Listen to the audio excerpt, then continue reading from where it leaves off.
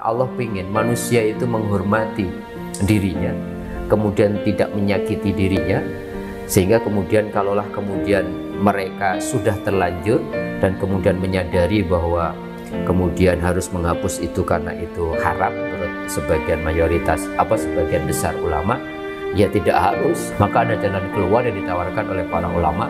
Dr. Ahsin Saho misalkan, yang kita kenal sebagai mantan rektor IIKIM, sekarang ahli tafsir, penghafal Quran, beliau mengatakan ya sudah, kalau orang sudah hijrah, orang sudah menyadari bahwa itu hadis Nabi riwayat Bukhari mengatakan dilaknat, ya tidak perlu kemudian menghapusnya, tinggal kemudian merubah cara hidupnya di kemudian hari.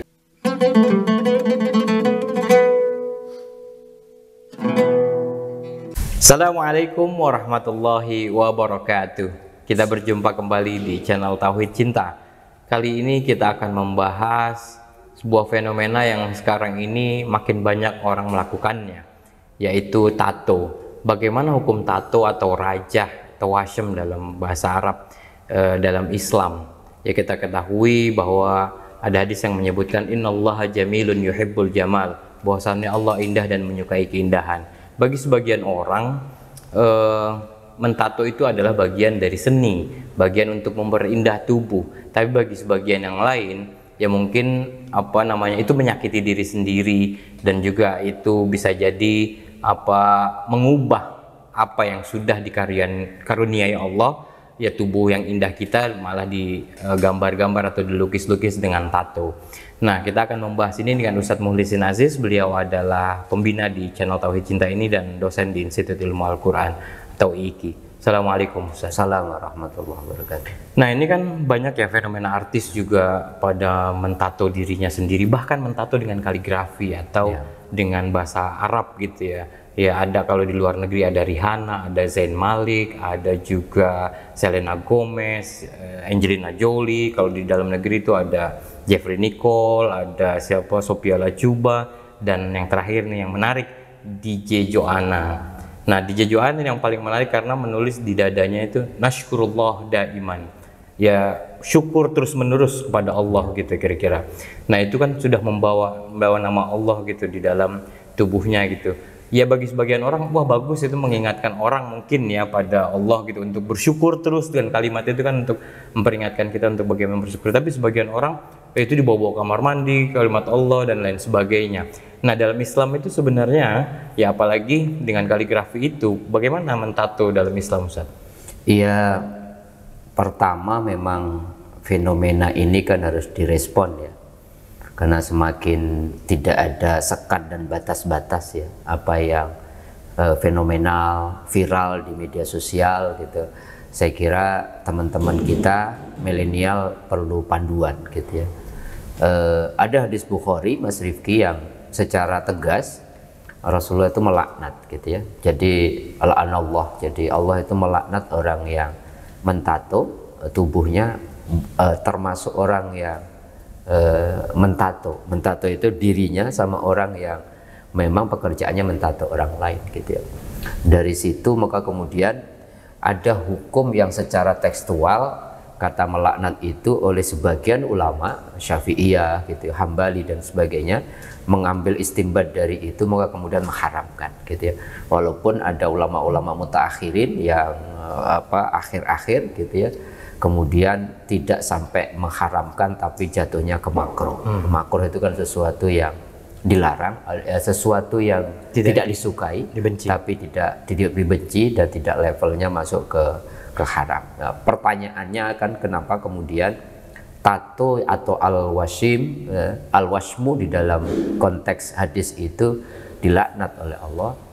Kita harus coba lihat saat itu tato itu sebagai sebuah sebuah identifikasi diri seseorang. Bahkan tato-tato yang dilakukan zaman itu untuk mengabadikan sesembahan-sesembahan mereka selain Allah gitu.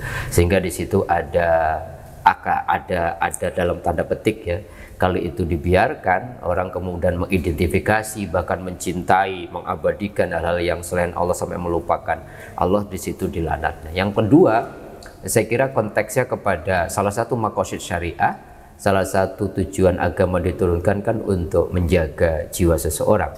Jangan sampai kemudian kita ini dilarang mendolimi orang lain, bahkan mendolimi diri sendiri. Maka kemudian kita kenallah banyak teman-teman yang sadar akan apa yang mereka telah lakukan dalam tato, itu berusaha untuk menghapusnya. Jadi mentatonya aja sudah sangat sakit, menghapusnya lebih parah lagi, harus disetrika dan segala macam gitu. Apalagi kemudian sudah kadung mentato sesuatu yang dia sangat cintai, ya, nama orang yang jadi calonnya, kemudian idolanya di dalam konteks apapun, tiba-tiba calonnya itu mengecewakan, atau idolanya tidak lagi kemudian sebagai idolanya, atau orang yang punya kesenangan tertentu tiba-tiba berubah, dan itu sangat sakit. Oleh karenanya ada pendapat-pendapat yang moderat tetap mengatakan bahwa kita harus sampaikan bahwa Allah melaknat dengan apa sih? Kenapa Allah melaknat itu? Karena Allah ingin manusia itu menghormati dirinya, kemudian tidak menyakiti dirinya, sehingga kemudian kalaulah kemudian mereka sudah terlanjur dan kemudian menyadari bahwa kemudian harus menghapus itu karena itu haram menurut sebagian mayoritas, sebagian besar ulama, ya tidak harus kemudian sudah dilaknat gara-gara menyakiti dirinya sendiri dengan mentato, kemudian gara-gara sadar kemudian dilaknat lagi gara-gara menyakiti dirinya untuk menghapus tato. Maka ada jalan keluar yang ditawarkan oleh para ulama. Dr. Ahsin Saho misalkan, yang kita kenal sebagai mantan rektor IIKI, yang sekarang ahli tafsir, penghafal Quran, beliau mengatakan ya sudah, kalau orang sudah hijrah, orang sudah menyadari bahwa itu hadis Nabi riwayat Bukhari mengatakan dilaknat, ya tidak perlu kemudian menghapusnya, tinggal kemudian merubah cara hidupnya di kemudian hari. Toh kemudian tato menurut sebagian besar ulama kemudian tidak menghalangi. Banyak orang bertanya, nanti sholatnya gimana? Ya sholatnya tetap sah saja gitu. Tetapi kemudian ada sesuatu yang pernah dilakukan, kan barang siapa bertaubat sesungguhnya dia sedang sama dengan tidak melakukan dosa. Artinya apa? Pertaubatan itu akan menghapus sesuatu yang telah lalu. Pertanyaan selanjutnya kan kemudian, bagaimana kalau tato itu tidak lagi dengan perkembangan zaman, misalkan tidak lagi dalam proses pembuatannya tidak menyakiti diri, atau kontennya dianggap sebagai sebuah zinatal hayatid dunya, atau perhiasan dunia untuk mempercantik, untuk segala macam. Maka di situ kemudian ada beberapa pendapat, walaupun ini sebagian kecil, ada menurunkan derajatnya dari haram menjadi makruh gitu, dan kemudian ada yang beberapa sebagian yang sangat kecil memberikan alternatif sebagai mubah gitu. Sehingga kan pertanyaannya kemudian, bagaimana, tapi kan ini medan dakwah, kemudian kita mentato sesuatu yang kemudian isinya ngajak dakwah. Nasrullah Daiman. Bayangin Nasrullah Daiman ditato di dada perempuan, siapa yang mau lihat? Melihat itu berarti buka aurat gitu. Bagaimana kemudian kita dakwah dengan membuka aurat, kemudian orang membaca itu? Jadi alasannya kan kemudian bagaimana kita mengajak orang untuk mensyukuri nikmat ya, secara terus menerus daiman, tetapi kemudian diletakkan orang melihatnya dengan melanggar apa yang tidak boleh dilihat gitu. Atau kemudian banyak sekali kan tato-tato yang isinya bagus gitu. Saya kira ini beragama itu kan pilihan hidup. Banyak media-media yang lain yang kita bisa lakukan untuk berdakwah, untuk menyampaikan pesan-pesan Tuhan gitu. Oleh karenanya saya kira ketika kita melakukan, kan begini, kalau di dalam Islam niat baikmu harus disertai juga dengan cara yang baik gitu. Jadi gara-gara pengen membantu orang lain kemudian kan nggak boleh juga mencuri. Robin Hood pun gitu, pencurinya tidak boleh dihukumi halal kemudian gara-gara kemudian niatnya baik tapi caranya mengambil hak orang. Termasuk kita bisa analogikan dalam konteks tato ini, Mas Ruby. Sebelum kita lanjutkan diskusinya, kita seruput dulu. Kita beda mazhab nih Ustaz. Ustaz teh, saya kopi. Saya udah nggak ngopi agak lama. Mari para pemirsa. Luar biasa. Nah, ini kan kalau kita lihat dari ini memang dilaknat gitu. Tapi kalau kita lihat sisi positif negatifnya gitu loh. Apa sih sisi positif dari tato? Kalau sisi negatifnya mungkin kita bisa lihat banyak ya, misalkan ya ada kemungkinan tertular virus HIV lewat jarum ya harus dideteksi dulu gitu, harus diganti-ganti, jangan sampai jarum suntik itu bisa untuk beberapa orang gitu, karena satu jarum suntik ya satu untuk satu orang gitu. Ya belum lagi misalkan menyakiti tubuhnya gitu. Terus juga ya kalau diganti lagi ya ada kita kan punya tingkat kebosanan tertentu ya manusia ya, ketika misalkan dulu suka kupu-kupu mungkin sekarang sukanya gitu loh, banteng gitu, jadi pengen nambah lagi sampai sekujur tubuh mungkin. Dan juga nama-nama yang mungkin dulu kekasih kita terus sekarang jadi putus atau cerai atau dan sebagainya, nah terus pengen dihapus segala macam. Nah kalau dari sisi positif mungkin keindahan, tapi keindahan ya bagi sebagian kalangan aja, bagi sebagian orang mungkin ya enggak juga gitu loh. Nah artinya saya ingin bertanya ke Ustadz, sisi apa yang bisa kita lihat dari sisi positif dan negatifnya? Mana sih yang lebih banyak mudorot atau mafsadat mudorot atau kebaikannya gitu Ustaz dari tato ini? Ya sehingga mungkin ya kita bisa melihat bahwa ya lebih baik pilih yang sedikit mudorotnya gitu dan banyak kebaikannya. Silakan Ustaz. Gini loh Mas Rifki, jadi agama Islam itu ketika beragama seringkali orang janganlah beragama nanti susah hidup. Enggak, Rasulullah jelas mengatakan yasiru wala tu'asiru gitu. Permudah kamu di dalam beragama, jangan mempersulit diri gitu. Tetapi jangan kemudian meletakkan konteks yasiru itu memudah-mudahkan gitu. Bayangkan sesuatu yang haram saja gitu. Dalam kasus tadrij, pengharaman khamr aja sampai kemudian diberikan sebuah wacana yang cukup perlu proses kan sampai 3 kali. Pertama misalkan di dalam khamr itu ada manfaatnya, ada mudaratnya, tapi Allah segera katakan mudaratnya lebih besar daripada manfaatnya. Baru kemudian jangan kau dekati sholat ketika engkau mabuk. Baru kemudian innamal khamru wal maisiru rizqun min amali syaitan. Sesungguhnya khamr dan judi itu perbuatan syaitan. Jadi perlu tahapan-tahapan gitu. Oleh karenanya memang saya sepakat bahwa beragama itu apapun yang dilarang itu pasti mudarat. Jadi itu kaidah yang kita sepakati. Dan apapun yang diperintahkan, walaupun mungkin berat buat kita melaksanakannya, pasti manfaat buat kita. Maka dalam konteks tato tadi, kalau di list apa yang disampaikan Mas Rifki sendiri aja listnya pasti lebih banyak mudaratnya. Apalagi kalau konteksnya selalu ditarik kepada keindahan seni, sangat subjektif. Hukum kan nggak bisa individu gitu. Ya bisa aja kan dengan tato temporer gitu ya. Ya kalau mau diganti gampang ya, gitu. Kalau temporer tidak masuk yang di dalam al-washmu itu. Karena temporer itu pakai inai, kalau orang henna, kalau orang mau nikah pacar gitu. Itu sangat dibolehkan, dan itu yang disebut perhiasan dunia itu. Kalau ini konteksnya lebih kepada pertama menyakiti diri, terlepas nanti ada perkembangan dunia pertatuan menjadi tidak sakit, atau kemudian lebih kepada apakah kemudian dengan tato yang konteksnya waktu itu kira-kira asbabul wurudnya menjadikan orang dalam tato ini kayak semacam sesembahan kecil selain Allah, sehingga bayangin tuh orang mengidolakan sesuatu sampai dirajah, sampai ditato gitu, sehingga kemudian menjadikan, kalau saya list ya kalau mau ngambil positifnya hanya untuk seni, dan itu sangat subjektif, sangat tidak bisa secara common sense semua orang meyakini itu. Masa ini kemudian mengalahkan dengan sesuatu yang kita sebutkan begitu banyak tadi.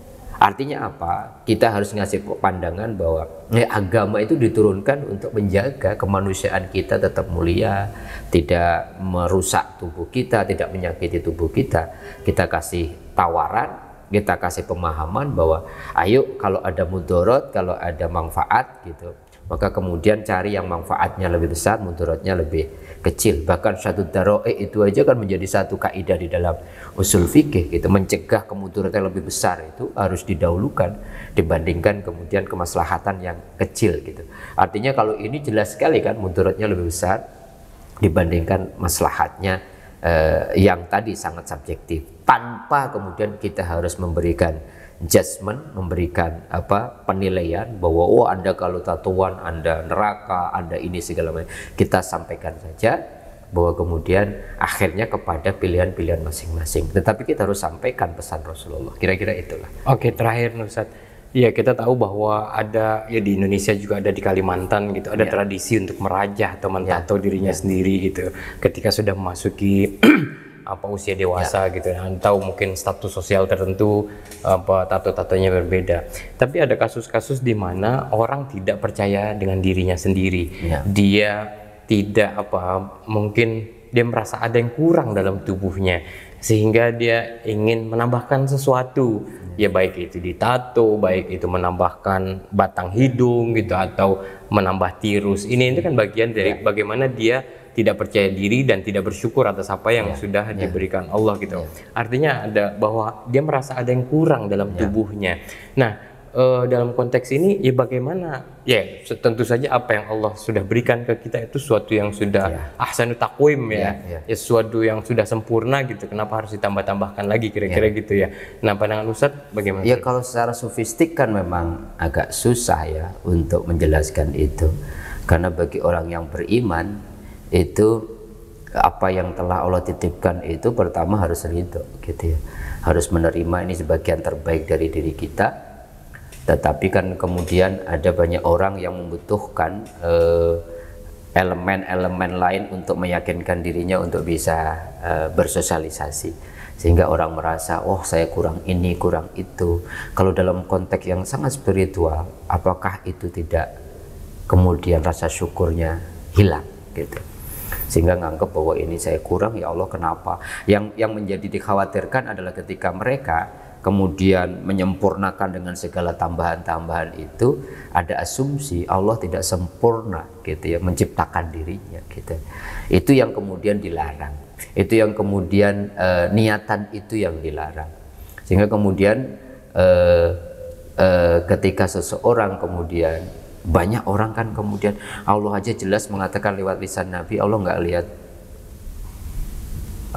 lihat jasad kita, nggak lihat bentuk rupa kita, yang Allah lihat, yang Allah lihat adalah hatimu dan kemudian akhlakmu, atau kemudian apa yang ada di dalam hatimu.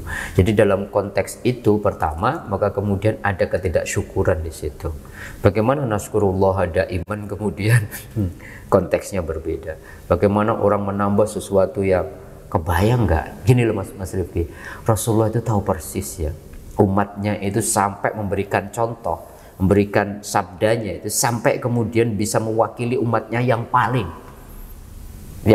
tidak yakin, yang paling tidak sempurna, yang paling bagaimana kemudian orang-orang yang dilahirkan kemudian dalam kondisi yang menurut kita tidak sempurna, dia nggak punya apa-apa. Bagaimana Rasulullah punya empati, dan Nabi itu sebegitu luar biasanya.